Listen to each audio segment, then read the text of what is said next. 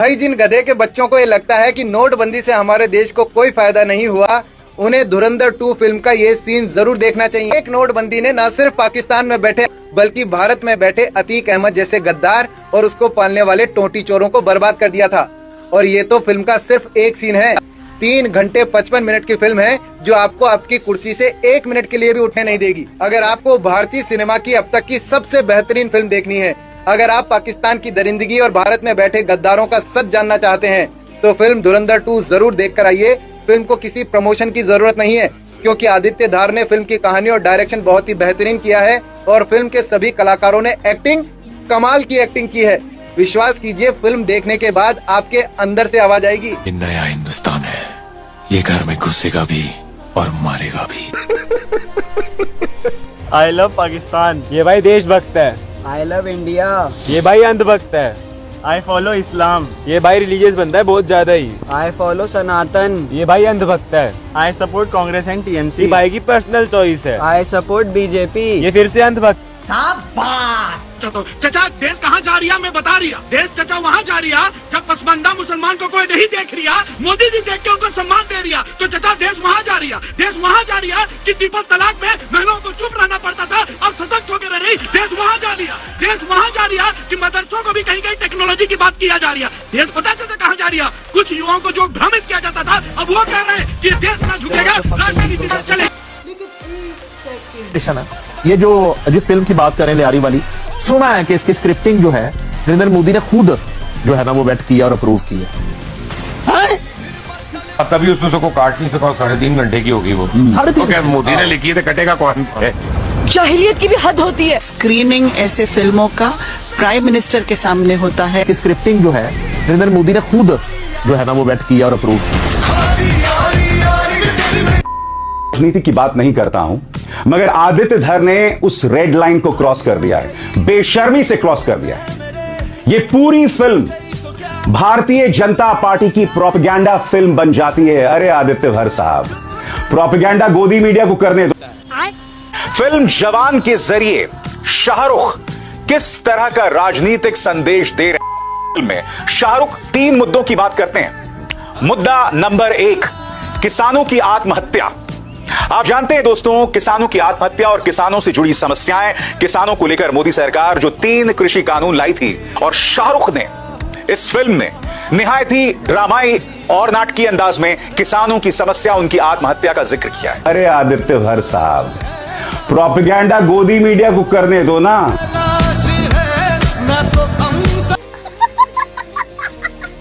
निंदा की जाए इस फिल्म की इतनी कम। क्या ये फिल्म साबित करना चाहती है कि सड़क पर खड़े हुए लोगों को गोली से मार दिया जाए, अदालतें बंद कर दी जाए? नोटबंदी पर सैकड़ों लोग मारे गए, उसे जस्टिफाई कर रही है। इसका तो मतलब है कि आरएसएस और बीजेपी की नीतियों को ये फिल्म जस्टिफाई कर रही है। और मुझे शक है कि इस फिल्म को बनाने के लिए भारतीय जनता पार्टी का पैसा लगा। क्या हुआ, कैसे हुआ, कब हुआ, क्यों हुआ, जब हुआ तब हुआ।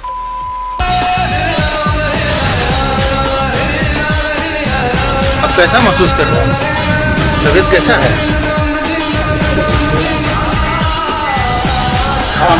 आराम से सुतो, अब कोई परेशानी नहीं होगा।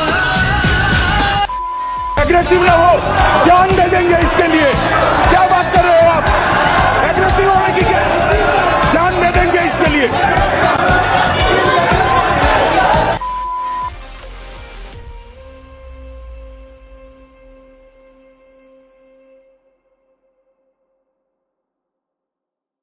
वो all and out and out disaster था।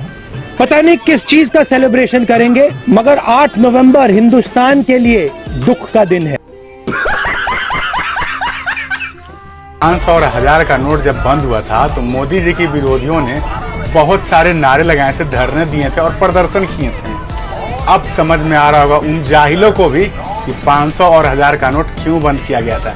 नहीं समझ में आया, जाओ धुरंधर 2 देख के आओ, लेकिन पहले धुरंधर 1 जरूर देख के जाना, नहीं तो कुछ समझ में नहीं आने वाला तुम लोगों के। वैसे भी तुम लोगों को कुछ बात समझ में तो आती होती है नहीं। डिमोनेटाइजेशन अच्छे के लिए हुआ था, अब आया ना समझ तुम्हें।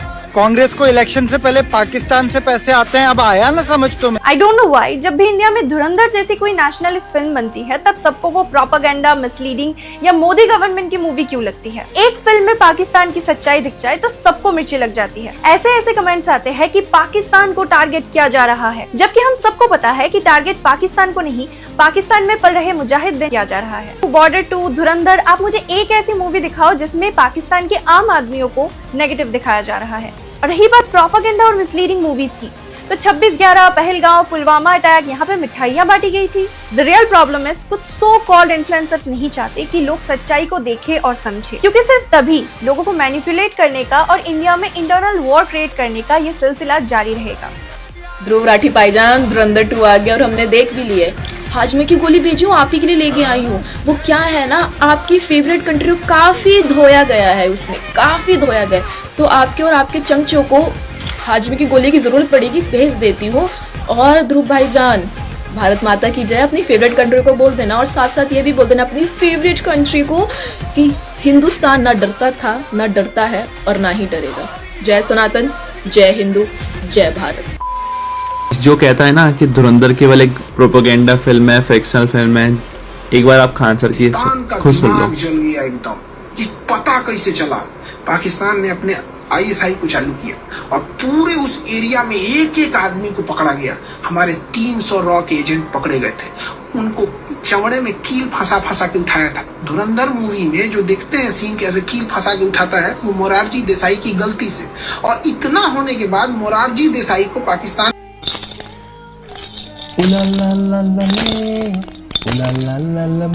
तो पाकिस्तान की पैंट तोड़ रख दिया, जो हकीकत में होता है ना हमारे साथ, जो हम देखते हैं हमारे देश में हो क्या रहा है, उसकी रियलिटी दिखाई है पूरी फिल्म में। क्या क्या बढ़िया रियलिटी लगी आपको? मेरे हिसाब से ये मूवी कांग्रेस वालों को देखनी चाहिए।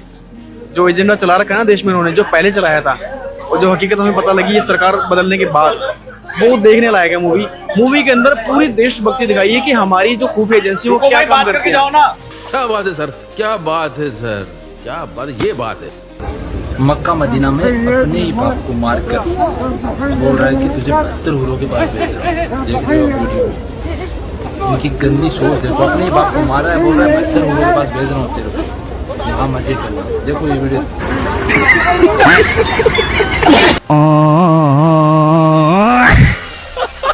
तेरी भी झेल सकती है लेकिन अपने पति की नहीं, ऐसा क्यों? बाप बदलने का ऑप्शन नहीं होता ना, पति बदलने का होता। जैसे आपने बदला। शाबाश। अरे बाप रे, ये तो धोती खोल रहा है। नहीं बदला।